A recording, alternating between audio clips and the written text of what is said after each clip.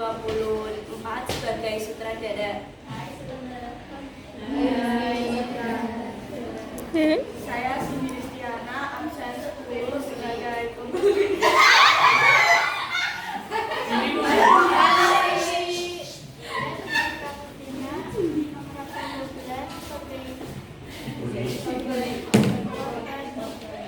Saya Tiara Nisa Putri, nomor absen 30 sebagai pembuli.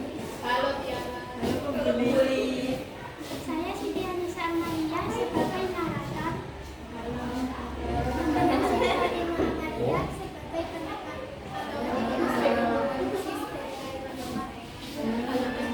Selamat menyaksikan. Suasana di sebuah bangunan sekolah yang cukup terkenal di kota Surabaya nampak asri dan damai. Banyak pepohonan serta bunga-bunga yang indah di sekeliling lapangan. Dengan warna sekolah yang nampak cerah, membuat suasana di sekolah ini tampak nyaman. Tetapi itu semua tidak berlaku untuk Rifka. Di saat siswa lain menikmati masa sekolahnya dengan penuh canda dan tawa, Rifka justru harus merasakan bulian dari teman-teman sekelasnya. Pagi ini, saat Rifka sedang jalan menuju kelasnya, di jalan ia bertemu dengan Cindy dan Tiara yang akan mulai membuli Rifka.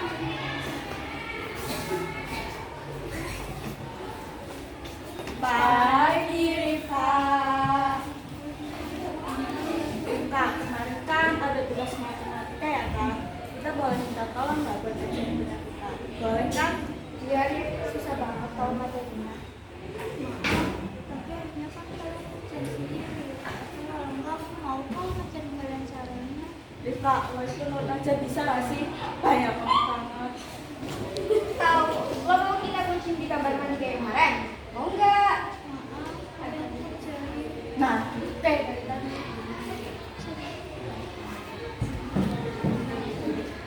nih kerjaan punya kita. Jangan sampai ada salah. Harus aja kalau ada salah. Harus aja. Bye.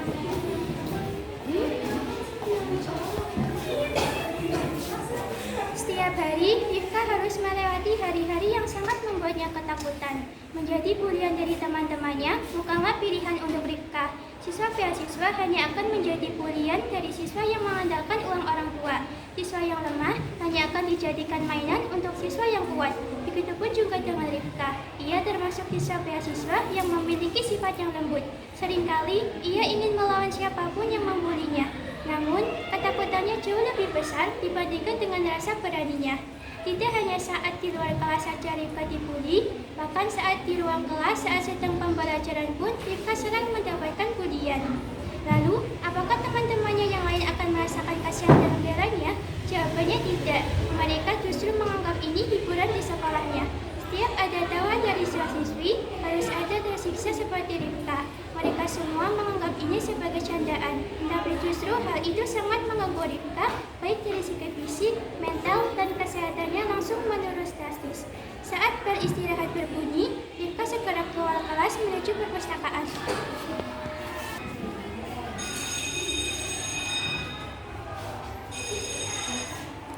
Woi, beliin kita makanan dong. Lapar nih.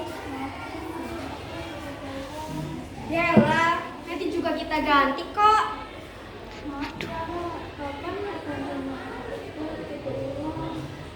Udah deh, mending lo sana ke kantin beliin kita makanan. Nanti uangnya kita ganti sama yang kemarin-kemarin tuh. Udah cepet sana. Lama banget sih lo. Gue sama Tiara dulu di kelas ya.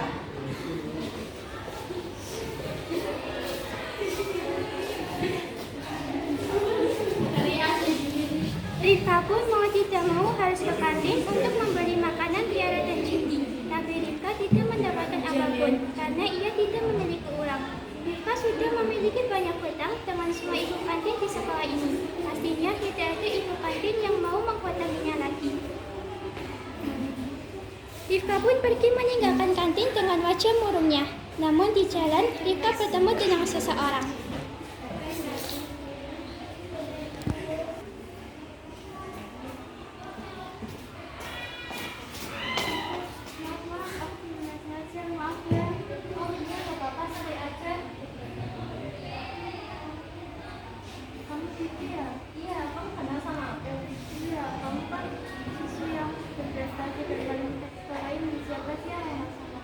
Apa sih? Enggak,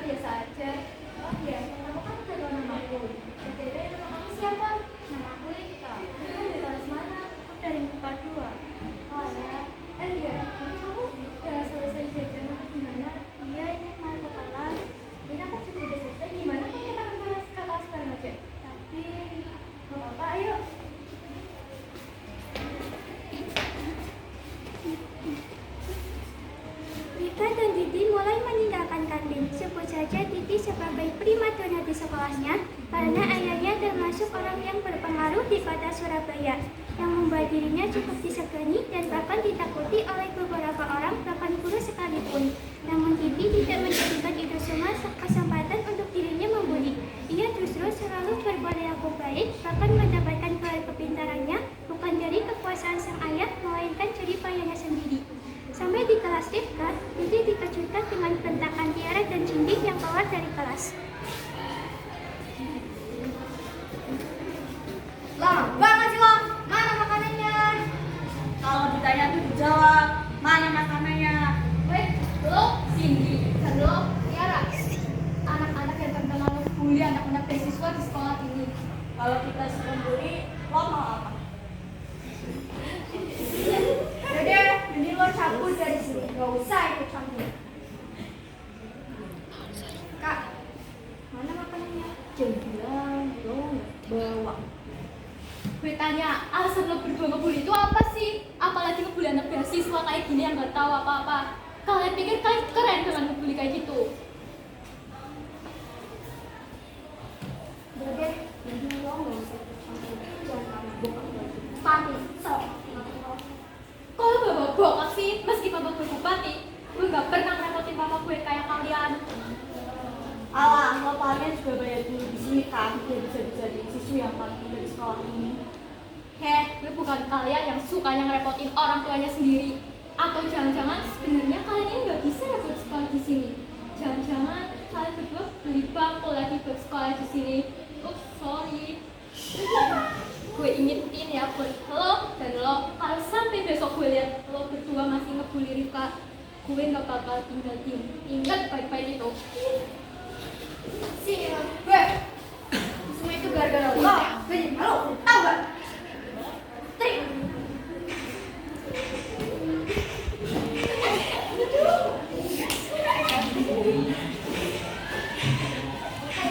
Udah malah cabut aja, harus biar Jika tadi sudah menggunakan mesin lagi, maka sini juga seperti kesamaan tadinya, kita bicara dengan keras. Karena ia satu sakit. Dia bahkan hanya menggunakan tugas matematika miliknya saja.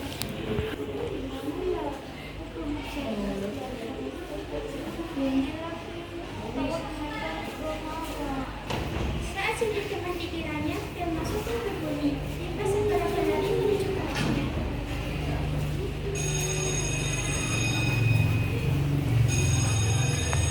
Saya ingin menuju perpustakaan membawa sapu di tangannya.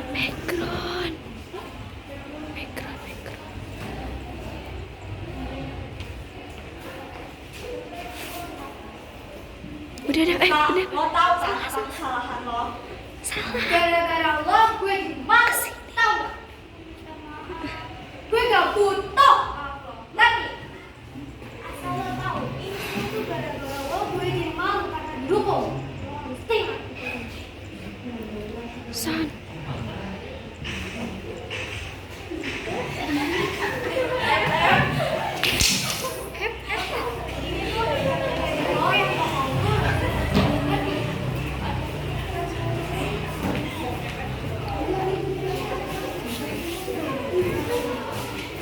Tiara dan Cindy pergi meninggalkan Rifka seorang diri dengan luka dan rasa sakit yang ada pada tangannya, kakinya, kepalanya, bahkan hatinya ikut sakit merasakan nasibnya yang jauh dari kata indah. Di lain tempat, Titi dan Fatimah sedang menunggu Rifka yang tadi mereka ajak untuk belajar bersama di perpustakaan. Sini. Rifka mana? Kok nggak datang-datang? Nanti berbunyi masuk gimana? Aku juga gak tahu Fatimah. Tadi waktu aku ajakin Rifka ke perpus, dia mau kok. Atau mungkin Rifka kenapa-napa lagi, Titi? Kata kamu kan, Rifka sering dibully Cindy Tiara. Tadi aku lihat Cindy Tiara. Mereka lagi nyapu di halaman sekolah. Kayaknya lagi dihukum deh. Ayo kita cari Rifka.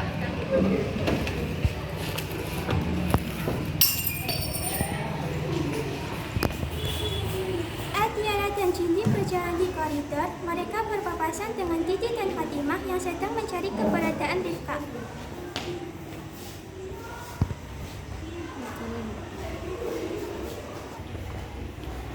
Di mana Rifka?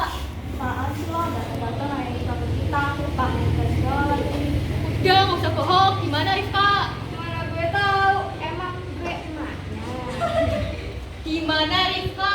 Udah gue bilang nggak tahu. Udah lah, cabut aja. Males lah ngurusin anak di pagi ini.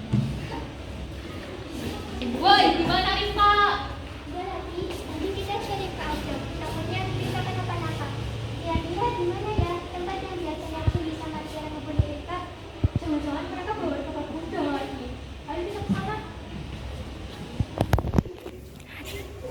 Lalu mereka berdua pergi menuju gudang yang sudah tidak terpakai lagi. Titi awalnya hanya menebak yang memang hanya tempat itu yang kosong dan jarang ada yang melewatinya.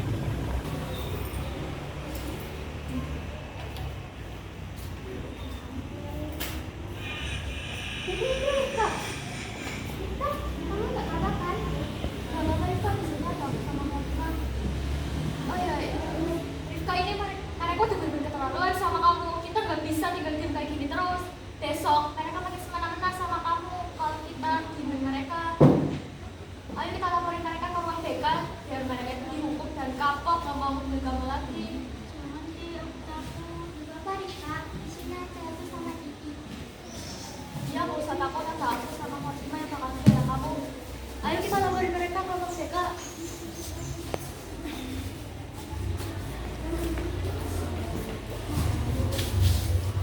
Titi, Rifka, dan Hatimah pun pergi untuk menemui kepala sekolah. Namun di tengah jalan mereka melihat Cindy dan Tiara berjalan dengan rasa bahagianya.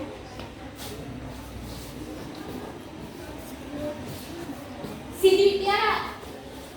Kalian berdua bener-bener keterlaluan. Apaan sih lo? Wah, dapat lamanya ngulangin nih.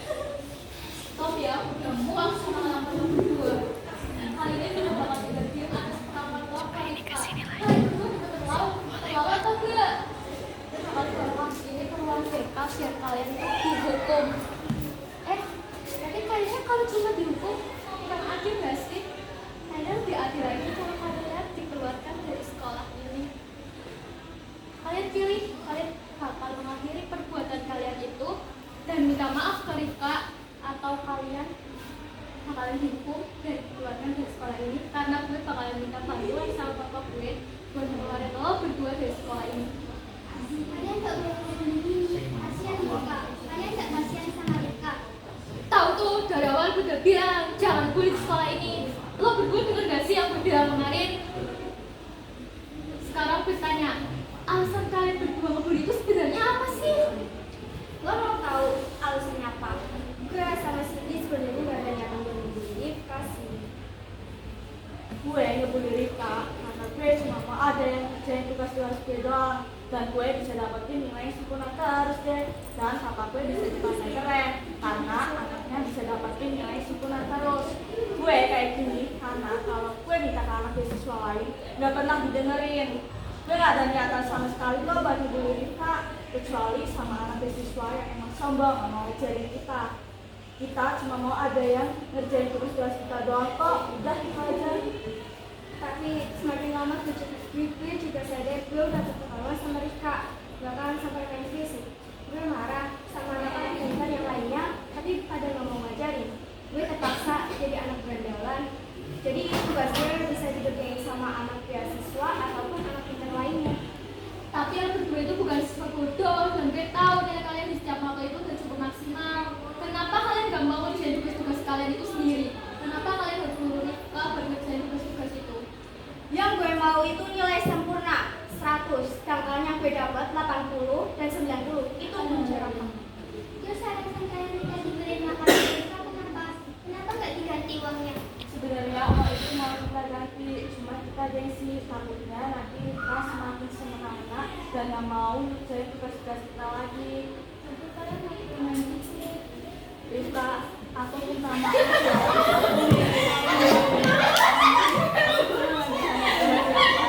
Kalau ada yang mikir aku kayak yang kemarin kita lakuin.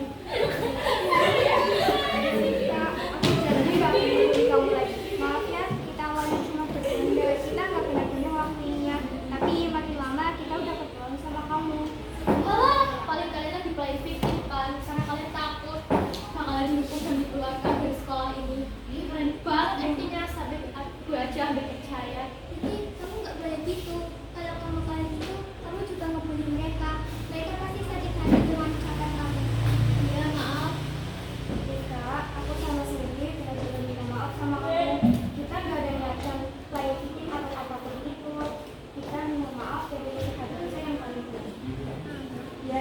kita minta maaf ya. Kalau kamu mau bawa ini ke kepala sekolah, kita siap kok.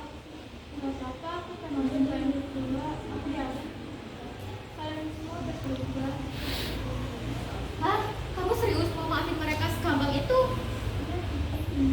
Beneran nih kak, kamu gak takut janji mereka kan? Kalau kalian berdua sendirinya, nggak boleh bikin aku. Kalian bisa berterima kasih sama Alfima, tolong ya kan sih? Iya. Ya Rika, nanti kita belajar bersama-sama ya. Maaf, kita biar kamu yang sakit ya. Kita pulang. Nggak bisa, nggak apa-apa, nanti juga sembuh kok. Makasih ya Rika udah mau maafin kita. Makasih juga Riki. Makasih juga Fatima. Makasih ya semuanya. Gimana kalau tanda permintaan maaf dari kita sampai kalian ke kantin? Mau nggak? Ayo guys. Akhirnya Rifka tidak perlu lagi merasa ketakutan setiap kali pergi ke sekolah. Bangunan yang satu itu kini menjadi bangunan terfavoritnya. Banyak canda dan tawa yang menghiasi hari-harinya. Dari belajar bersama, bermain, dan banyak kegiatan yang mereka lakukan bersama-sama. Sudah tidak ada yang membuatnya takut lagi. Ini Rifka, Tiara, Cindy, dan Fatima dan Didi bersahabat selamanya.